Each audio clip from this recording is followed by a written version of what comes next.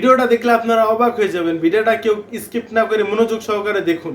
গণ অভ্যুত্থানে কিন্তু এখনকার আদালত, এখনকার এই নির্বাচন এবং সরকার সবকিছুর বৈধতা যদি সংবিধানের দোহাই দেওয়া হয়, সংবিধান হিসেবে ইন্টারিম গভর্নমেন্টও হয় নাই, নির্বাচনও হয় নাই, তারেক রহমানের সরকারও তৈরি হয় নাই।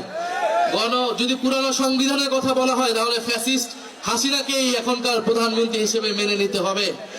বর্তমান সরকার কি সেটা মেনে নিতে প্রস্তুত কিনা আমরা তার কাছে সেটা শুনতে চাই। ফলে অযথা জল ঘোলা করবেন না। আপনারা জানেন বাংলাদেশে এখন কি হচ্ছে।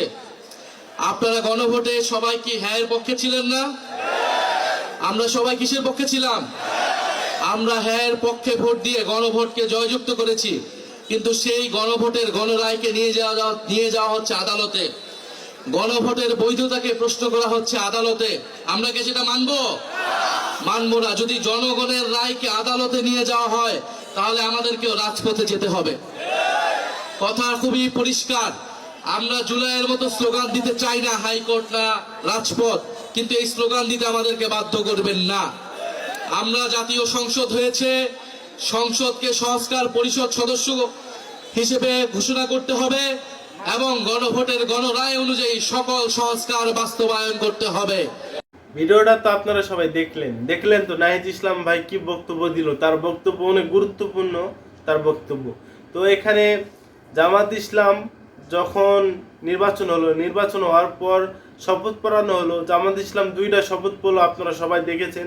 বিএনপি ওখানে গাদ্দারি করলো।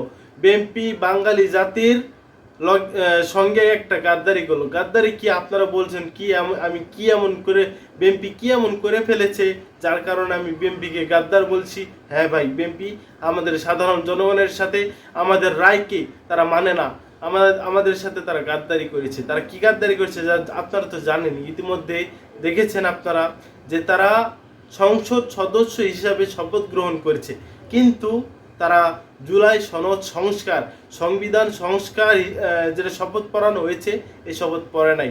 এখন তারা বলে কি তারা জুলাই সনদকে মানে না। তারা জুলাই সনদ এখন যে জুলাই সনদ তৈরি করা হয়েছে, এই জুলাই সনদের তাদের কাছে কোনো মূল্য নাই। এই জুলাই সনদ একটা অবৈধ। তো এটা অবৈধ হইলে আমার মনে হয় জনাব তারেক রহমান বর্তমান যে প্রধানমন্ত্রীর পদে বসেছে তিনিও অবৈধ হিসাবে বসেছে।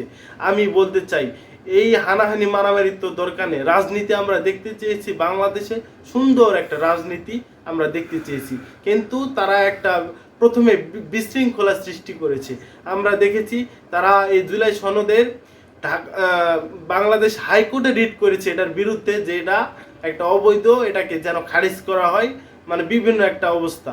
পরে জামাত ইসলামের আইনজীবী এটার বিরুদ্ধে আবার রিট করে এটাকে এখনো টিকিয়ে রেখেছে, যেটা একটা হাইকোর্টের রায়ে এটা কখনোই থেমে যাবে না।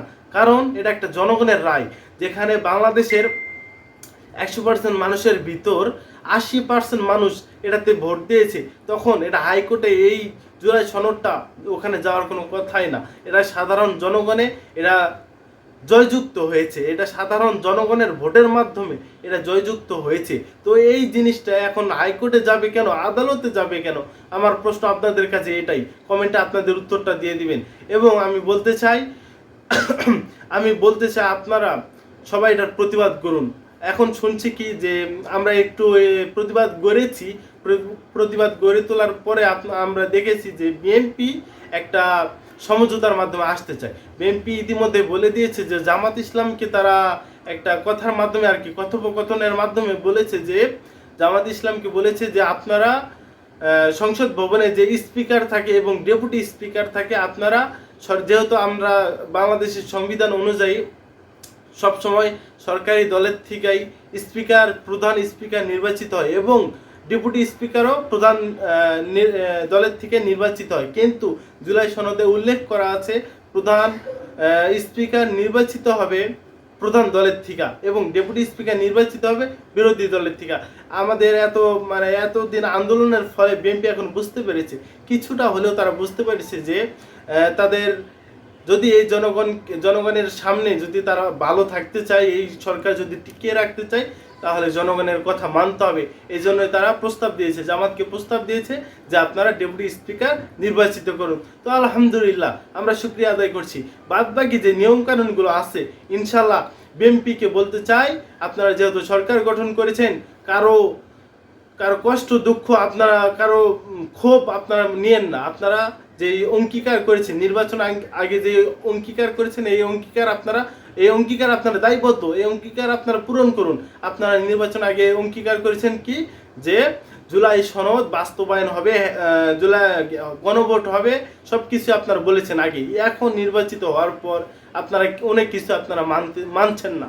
এই জন্যই বলতে চাই, জনগণকে আপনারা খেপাবেন না। জনগণ যদি খেপে যায়, যেমন আপনারা দেখেন শেখ হাসিনা, তার পরিণতি কি হয়েছে, তো এর থেকে ডাবল ভয়াবহ পরিণতি আপনারা হতে পারে। আপনারা সবাই সাবধান হয়ে যান, যা যা অঙ্গীকার করেছেন সবগুলো পূরণ করুন। জুলাই সনদকে সংবিধানের সাথে যুক্ত করুন, তাহলে সবকিছু ঠিকঠাক হবে। একটা সংসদ আমরা দেখতে চাই, যে সংসদে সব দল থাকবে, সবারই একটা বক্তব্য থাকবে, সবাই সবার মনের কথা প্রকাশ করতে পারবে, তাহলে এই সংসদ জনগণের সংসদ হয়ে গড়ে উঠবে।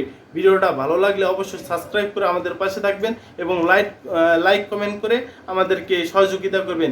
আপনার মূল্যবান বক্তব্য কমেন্টে বলে যাবেন। ইনশাআল্লাহ ভালো থাকবেন। আসসালামু আলাইকুম।